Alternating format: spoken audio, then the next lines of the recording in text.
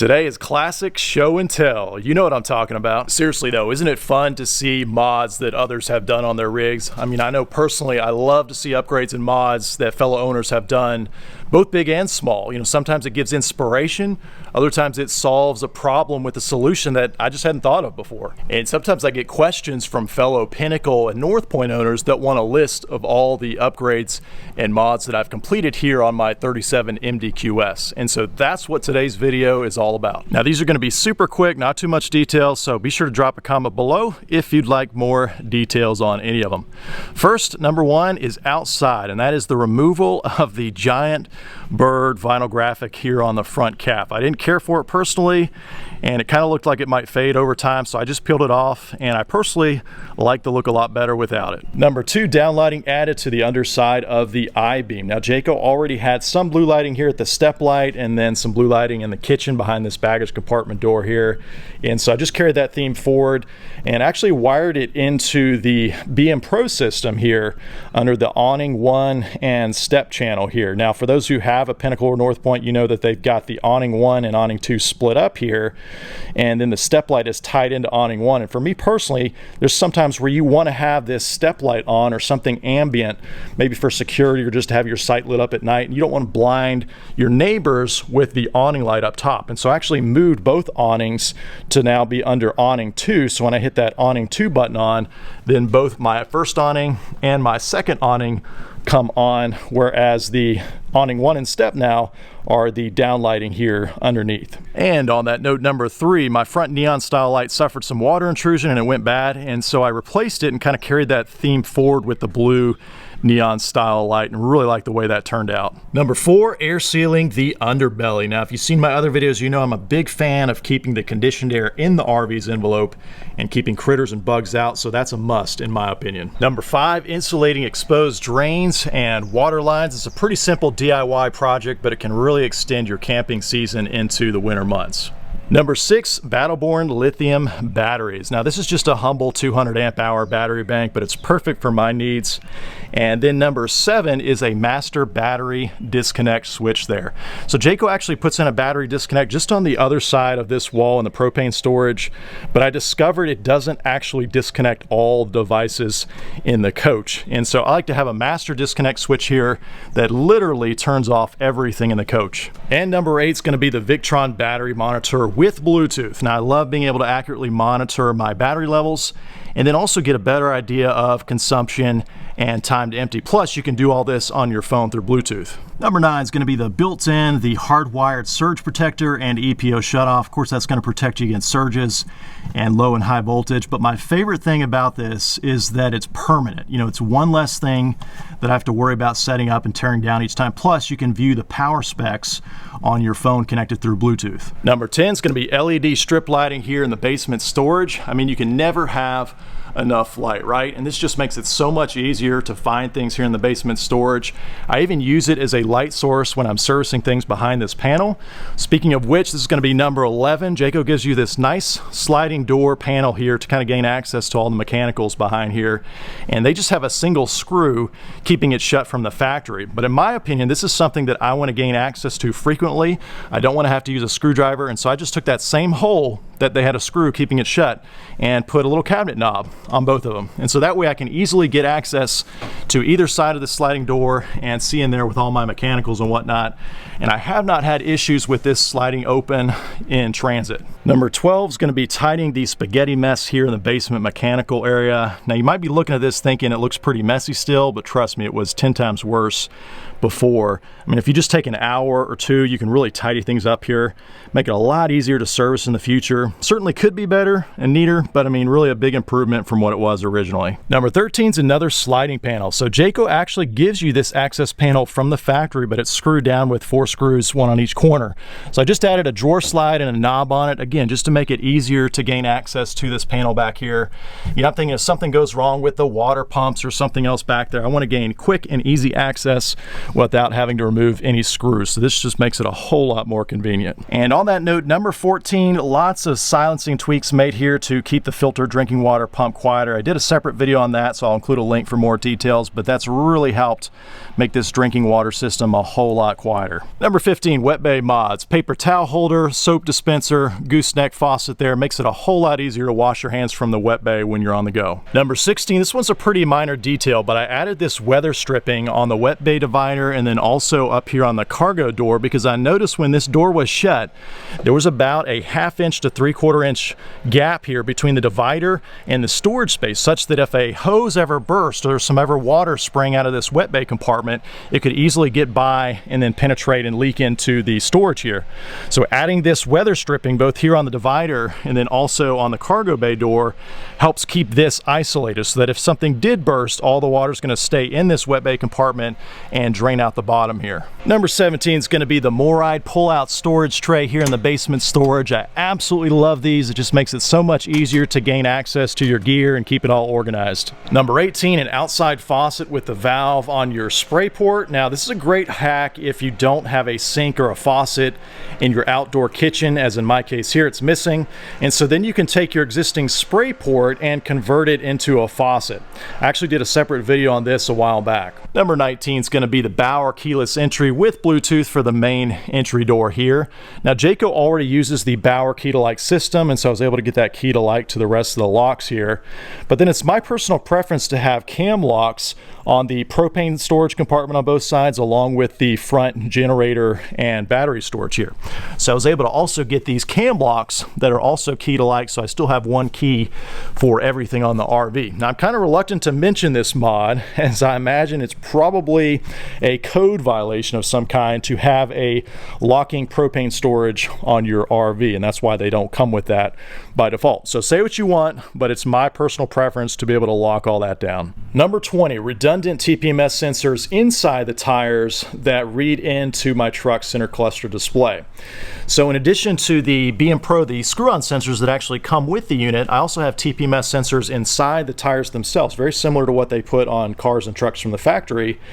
And that way I can read in the tire pressure on the fifth wheel while I'm on the road in my truck, right on the center cluster display. So I love the integration of that, and having one less display to clutter up your dash. All right, transitioning to the inside, number 21. So I added temperature sensors to the BM Pro system in both the rear underbelly, where it gets the coldest, and then another in the mid bunk room. That's that temperature one you're seeing there. And that way I can monitor the temperatures in those areas. Now the underbelly one is super helpful, especially in the winter months, so I can make sure that nothing's freezing down there. And then the mid-bunk one helps ensure that the heating and cooling is balanced in that room, since closed off rooms like that can be notorious for having a drastically different temperature. Number 22 is going to be adding a wear layer to the underside of this carpetless flooring in the Super Slide. So a couple weeks after I took delivery of the coach, I happened to be lifting up this piece of vinyl here and noticed an extreme amount of wear and tear on the underside here. It almost looked like it was starting to tear through, where eventually you would see it here on the top, the finish side. And what was happening basically is it was rubbing up against the subfloor down here and some of these trim pieces, which are a little bit sharp.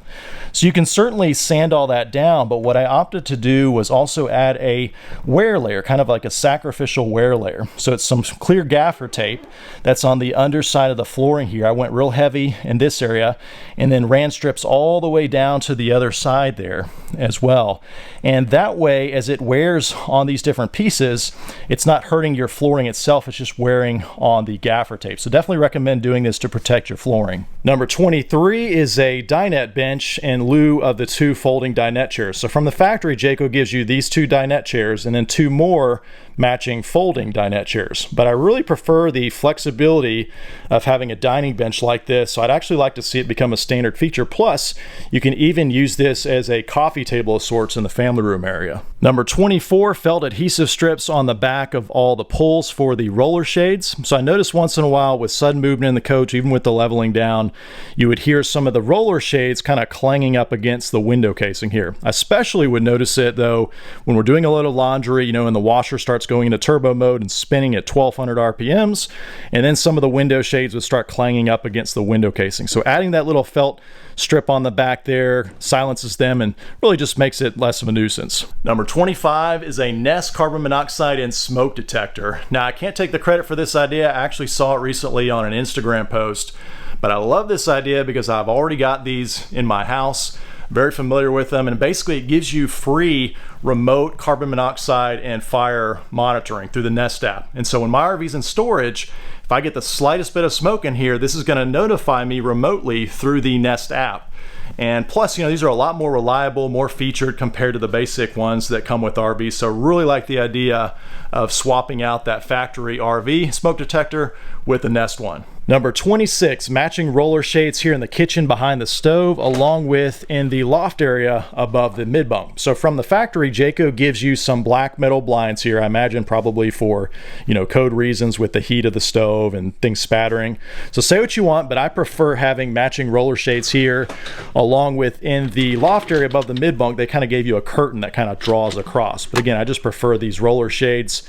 So these were pretty easy to order from Irvine Shade and Door to match the rest of the coach. And number 27, a Fisher-Paykel dishwasher here in the kitchen. Now, this is probably one of my favorite upgrades that I've come to really appreciate. I did do a separate full video on this recently, so I'll put a link up if you're interested. Number 28, sealing the air ducts for both the air conditioner and the furnace. Now, I'm a big fan of keeping conditioned air where it's supposed to be. And you know, RVs in general, they leave a lot to be desired when it comes to leaky ducts that are spilling that cool air into the attic, or they're leaking too much of that heated furnace air in your basement storage. So this one's a fairly easy DIY project, and I'll throw up some pictures of what it looks like with the ACs removed on the roof, and then also the furnace ducts in the basement. But it basically involves standard foil tape that's rated for HVAC use, and then duct mask. That's really the key. You basically apply it kind of like a thick paint over the foil tape and all the seams in the ducts, and that ends up keeping everything airtight. Number 29, in the mid-bunk, I converted the existing desk drawer here into a keyboard tray with a flip-down drawer front, and then I swapped out the existing TV that Jayco supplies with a higher resolution display so that really this can double as an office space.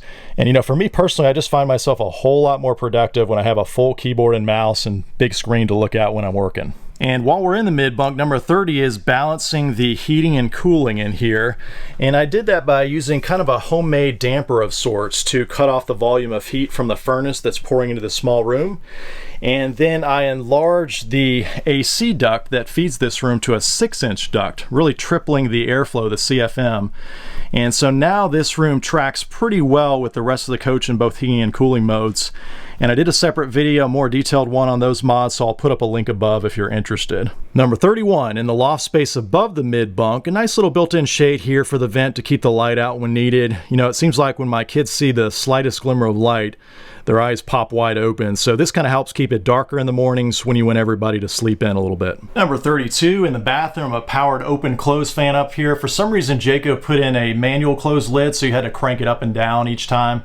I'm not sure if that was due to supply issues or what, but I was able to easily find a powered one and swap it out. Number 33, an extra matching puck light over here in the shower space, and then some brighter lights over the vanity cabinets. I think I had to buy these in a pack of 4 or 6, and so I figured might as well make things a little bit brighter in the bathroom. Plus number 34, a dimmer switch on the bathroom lights. So originally Jayco had a double gang switch there for both the fan control and the lights.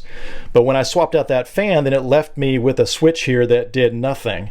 And so I found this one here in a double gang form factor with a dimmer, and so it all kind of worked out in the end. Number 35, the heated bidet insert, which even works off the grid. I mean, I would not leave home without it. In fact, if there was one upgrade that I would do before all the others, this would be it, hands down. I mean, if you've never tried one, it'll change your life. But all jokes aside, I did do a more detailed video on it, and I'll put a link up if you're interested. And number 36 here in the bedroom, a rocker switch here on the side of the dresser that separates the accent light here in the bedroom from the accent light here in the bathroom. So I really like the way that Jayco does these accent lights in the toe kick space. It's a really nice feature, but these are wired together, so they both have to be on or off at the same time. And sometimes at night we like to leave this one on in the bathroom kind of at a dim setting but we don't want it on in the bedroom.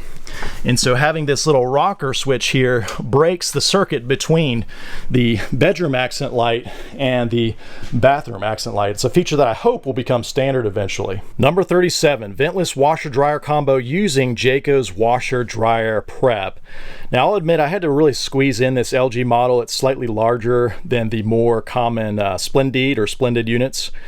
But this one really gets the clothes clean, and I'm especially impressed at the drying capabilities. It is a condenser model, like I mentioned, so it's ventless, but it absolutely outperforms any other condenser model that I've used. So I highly recommend it if you can fit it in. And then on a related note, you can also paint the trim, the bezel back here that was originally white from the factory to be black to kind of hide it so it blends in a little bit better. And last one, number 38, is the DVD Blu-ray player mod here in the bedroom. So this one took me a while to figure out. I wanted to mount a DVD player here in the bedroom, but I wanted it to be concealed. And the problem is these cabinets here are just too shallow to fit a Blu-ray player. So what I ended up doing here on the left side is I took out the center shelf that Jayco had put in here originally, and then I mounted the Blu-ray player to the back of the wall here in the cabinet. And then you can see here on the left side, what I did is cut out an opening to fit that Blu-ray player so that the disc can eject still out of that left side. And you can just trim it out real nicely so everything looks real clean. But I'm really pleased with the way this turned out. It just looks real clean and everything's still concealed. All right, so I think that's just about all the mods that I've completed here on my Pinnacle. I might be forgetting a few small ones here and there. But as I mentioned before, I'd love to hear from you. What are some of the mods that you completed on your RV? Drop me a note in the comments below. Just be advised that I might borrow your ideas and do them on my RV too, if that's okay.